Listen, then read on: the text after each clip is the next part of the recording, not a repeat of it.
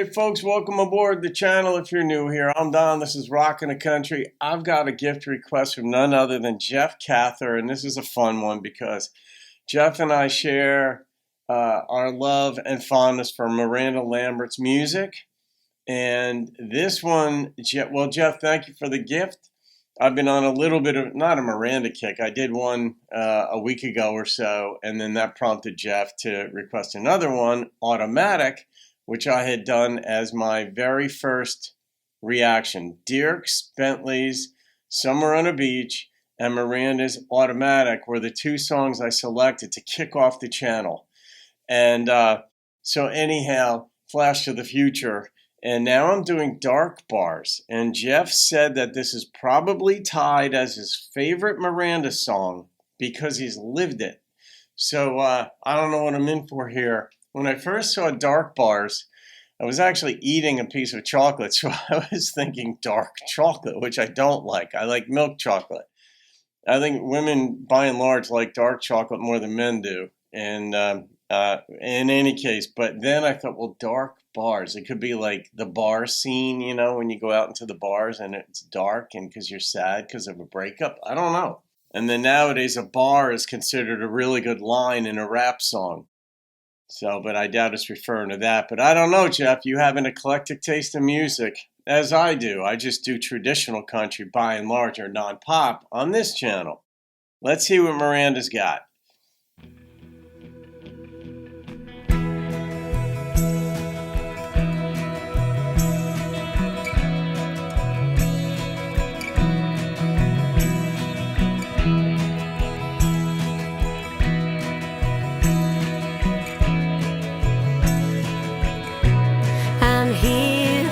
Habit,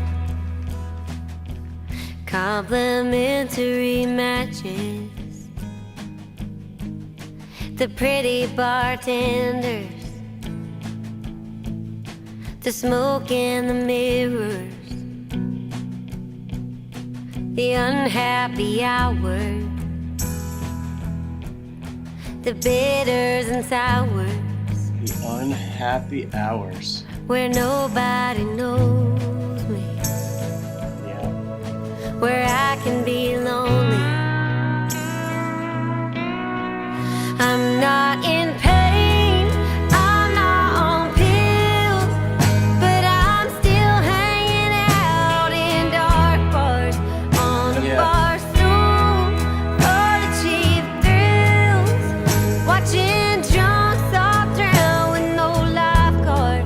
I know a thing or two about broke hearts. Neon truth can hit real hard in a dark bar. There's a lot of metaphors going on in this. This song took time to write. I can be reckless, I can be desperate, Tempo, an consistent. invisible stranger, secrets never in danger. And it ain't nothing fancy, 'cause the manager Nancy, she's an old jukebox junkie. She plays nothing but country. I'm not in pain, I'm not on pills, but I'm still hanging out in dark bars, on a bar stool for the cheap thrill. If you notice on the beginning of the song, though, she said that this is her habit. Some people get addicted to pain pills, and like she said, but she broke the line up. The lyricist did. I'm not in pain, I'm not on pills, something like that.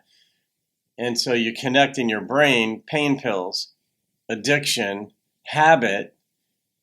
Her habit are these dark bars. And I wonder if there's going to be a twist on that phrase in the end of the song, what dark bars means, other than what we already know.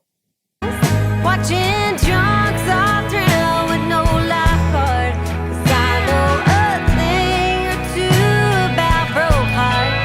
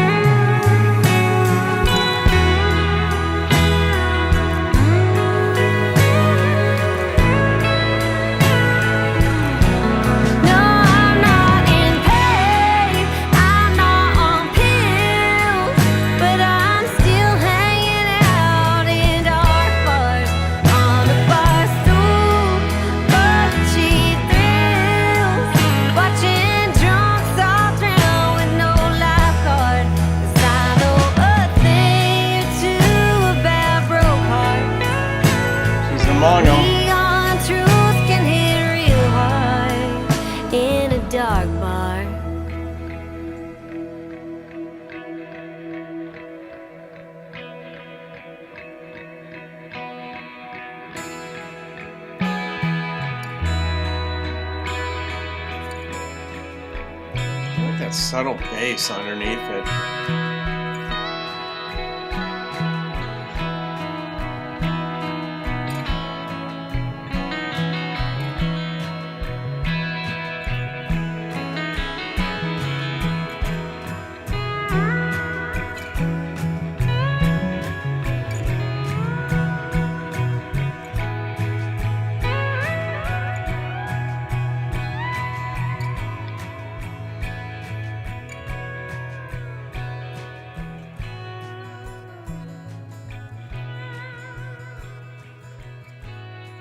Yeah, long fade.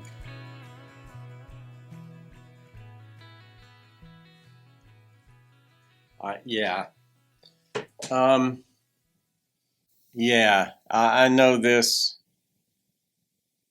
Not exactly. I know the feeling that's being communicated here. I don't know if, I know a bit from what you've shared, Jeff, through the channel, um, about the pain you still live with today from decades ago. And I'll let you share whatever you do or don't want to share. But I don't know if your details and the way you lived out your sadness was similar to this, going to bars and just being among people, but being alone or being lonely. And yeah, I mean, when you're bereft of heart and you just can't make sense of the world, but you're in pain, you could be in a room full of people and be alone.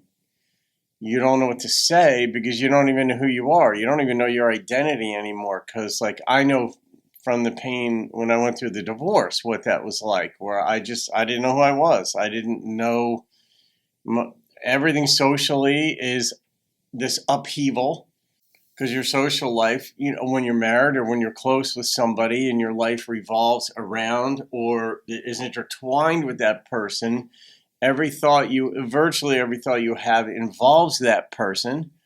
That, you're not just going to go away with the fellas for a couple of days. You got to say, well, let me check with my wife. Let me check with my girlfriend, fiance, whomever. When that is broken, you don't know who you are. You don't know what your next steps are. This is what I work with people in my life coaching, personal coaching aspect of my business. I do executive coaching as well for people looking to make career changes or for people who are heads of corporations who may not necessarily like the way they're treating employees or how they should process information. And being a philosopher at heart, I think very much outside the box, but have very relevant things to say.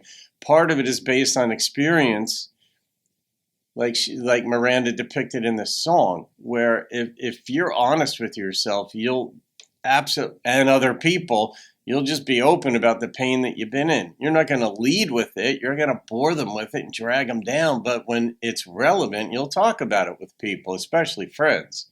We all get the shit kicked out of us at times in life. It does not matter who you are. You could look at any single human being on planet Earth and they have gotten the crap kicked out of them numerous times in their life. Sometimes debilitatingly so, like what Miranda's depicting here. It's hard to be human on planet Earth. Our metacognition makes us aware of what we're aware of and such.